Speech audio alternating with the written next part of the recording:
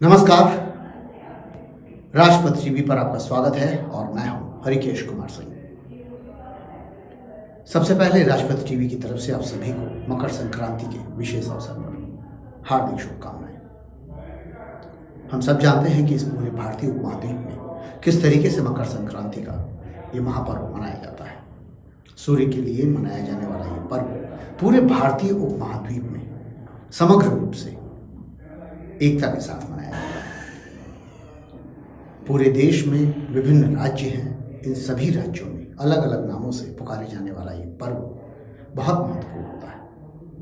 उसका कारण ये है कि ये हमारा देश कृषि प्रधान है और कृषकों की उपज का एक हिस्सा जो हम अग्नि को एक आवाहन के तौर पे या यूँ कहें कि उन्हें आहुति के तौर पे दिया जाता है ताकि ये प्रक्रिया सतत बनी रहे और हमारी उपज हमेशा बढ़ती रहे। हमारे लिए चुनौती भी है क्योंकि हमारे देश की जनसंख्या आप जानते हैं 140 करोड़ है और इनके लिए खाद्यान्न की समस्या न होने पाए, इसलिए भी ये पर्व बेहद ज़रूरी हो जाता है। इस पर्व की एक विशेषता और भी है। इस पर्व की विशेषता ये है कि हमारे देश में जितनी भी महिलाएं हैं वो सब सूर्य को नमस्कार करती हैं और सूर्य को नमस्कार इसलिए भी किया जाता है क्योंकि पुत्र की प्राप्ति के लिए सूर्य की आराधना बड़ी महत्वपूर्ण मानी जाती है। महाभारत से भी आप ये बात जोड़ करके देख सकते हैं। तो पूरे देश में मनाया जाने वाला ये पर्व जिसमें ओणम है, पोंगल है, लोहड़ी है, बिहू है, खिचड़ी है, तमाम ऐसे नामों से ये पुकारे जाने वाला पर्व हमारा पूरा देश मनाता है। और कथा भी इससे इसलिए जुड़ती है क्योंकि जब सूर्य उत्तरायण होता है तो ये माना जाता है कि ऊर्जा का स्रोत पूरे भारत के भूभाग पर बहुत बेहतर तरीके से फैलेगा और उसे आह्लादित, उल्लासित और बहुत सारे तरीकों से हमें आनंदित करेगा। तो ये बहुत महत्वपूर्ण हो जाता है कि इस पर्व के लिए हम विशेष आराधना करें। इससे जोड़कर मैं एक बात कहना चाहता हूँ कि जिस तरीके से प्रियंका गांधी ने 125 सीटों पर 50 महिलाओं का नाम चिन्हित किया है, प्रत्याशियों के तौर पर उन्हें उतारा है आगामी होने वाले चुनाव में, उन्होंने जब कहा था कि हम 40% महिलाओं को सीट देंगे, आवंटित करेंगे, उन्हें प्रत्याशी बनाएंगे, तो देश में एक नए तरीके का प्रवाह या यूँ कहें कि एक बहस छिड़ गई थी कि क्या ये संभव है, क्योंकि पूरे देश में महिलाओं की एक अच्छी खासी संख्या कभी भी नहीं हो पाई।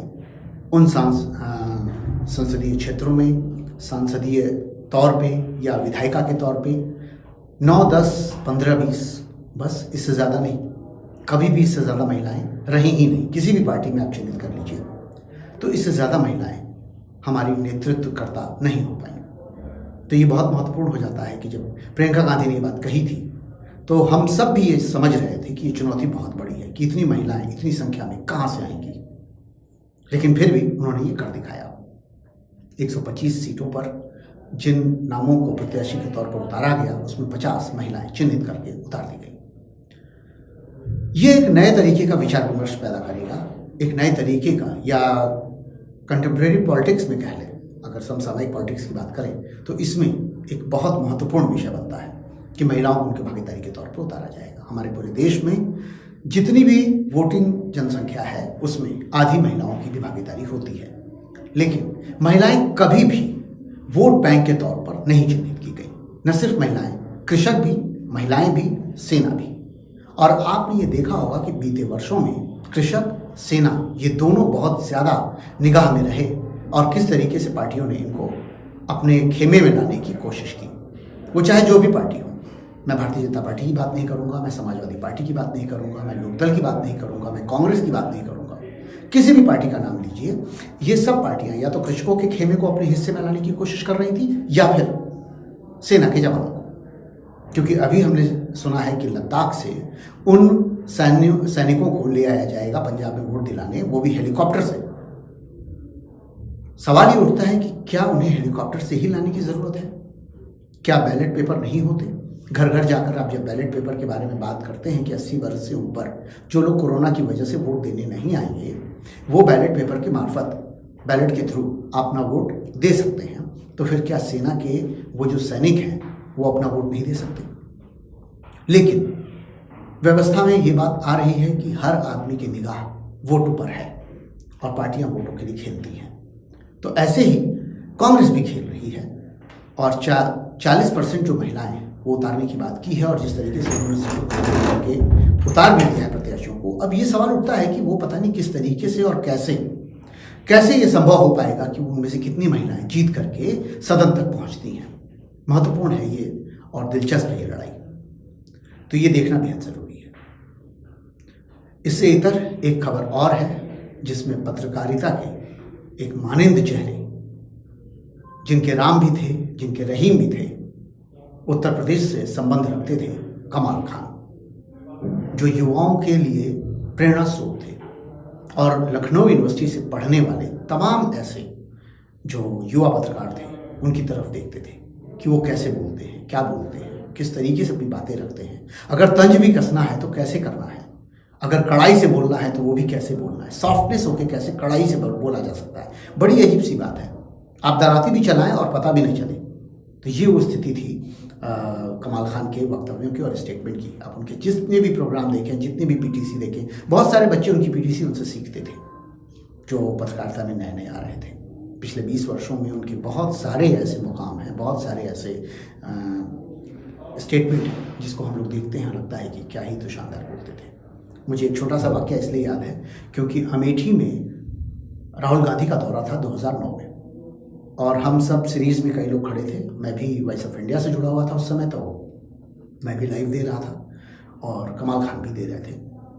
उस समय की परिस्थितियों के हिसाब से जो बात बोली जानी चाहिए थी, जब मैं वो बोल के चुका और वहाँ से हटा तो देखा कमाल खान भी हूबहू वही शब्द बोल रहे हैं। मुझे बड़ा अच्छा लगा, बड़ी प्रसन्नता हुई इस बात को लेकर के कि मेरे शब्द जो हैं कमाल खान से मेल खाते हैं। ये बात अलग है कि मैं बहुत सारी बातों में उनसे मेल नहीं खाता, लेकिन फिर भी। और कल ही शाम को लाइव देख रहा था मैं और बड़ा ही अजीब सी बात हुई।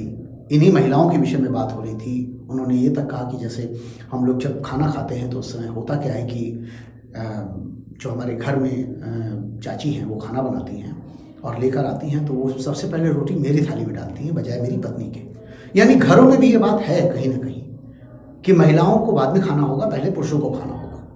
इन सब बातों को अगर जोड़कर आप देखें तो लगेगा कि सही मायने में कितनी बारीकी से ये बात पकड़ते हैं। और ये बात हम सब जानते हैं क्योंकि हम रोजमर्रा की जिंदगी में ये बात जानते हैं। 2 लड़कियां होने के बाद तीसरे पुत्र की प्राप्ति, आपके पास कोई राजशाही वंश है क्या है, राज्य है क्या है कि आप पुत्र की प्राप्ति के लिए 2 लड़कियों के बाद तीसरे की चाहत रखते हैं। लड़के के लिए 3-3 लड़कियां, 4-4 लड़कियां, हमने कहानी बहुत सुनी है और देखी भी है, कहानी नहीं है, यह सत्यता है। तो इन सब बातों को हमें थोड़ा सा ध्यान रखना होगा। और इस पर चूंकि प्रियंका गांधी ने जबरदस्त प्रहार किया है तो ये चुनौती आने वाले समय में होने वाली है। हो सकता है कि पार्टी लाइन, पार्टी की दिशा, हो सकता है कि नेता और नेताओं की जो सोच है उसमें बहुत सारे परिवर्तन आए और ये बहुत महत्वपूर्ण भी है।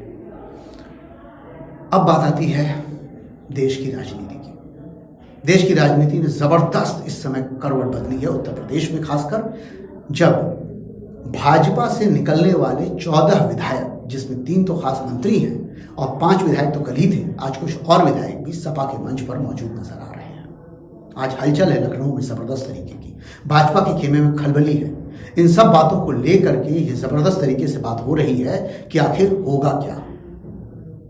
कुछ का कहना है कि वो नाराजगी थी तो पहले क्यों नहीं दिखाएं और अब अचानक चुनाव के ऐन मौके पर ऐसा क्यों किए। तो आप ये भूल रहे हैं कि 2016 में भी यही हुआ था, 2014 में भी यही हुआ था और जब पश्चिम बंगाल के चुनाव चल रहे थे तब भी यही हुआ था। हर पार्टी में जिसकी जीतने की संभावना ज्यादा नजर आने लगती है, ज्यादातर नेता दल बदल करके रुख भांप कर, हवा का रुख भांप कर अपने आप को उस दिशा में लेके चले जाते हैं क्योंकि उन्हें सत्ता से बेदखल होना पसंद नहीं है। तो ये समझना होगा आपको, हमें, हम सबको, जो कि वोटिंग पैटर्न में शिकार होते हैं और वोटिंग पैटर्न हम समझ नहीं पाते कि होने वाला क्या है और हम जाति, धर्म और इन सब गुणागण में फंसे रहते हैं। इनसे बाहर आना होगा। तो उत्तर प्रदेश की राजनीति को देखते रहिए, परखते रहिए और आगे आने वाले समय में किस तरह से आप अपने वोट का सही इस्तेमाल कर पाएंगे इसके बारे में जरूर सोचिएगा। मकर संक्रांति की बहुत बहुत बधाई और बहुत सारी शुभकामनाएं। देखते रहिए राजपथ टीवी। बाकी खबरों के लिए सबसे पहले भारत।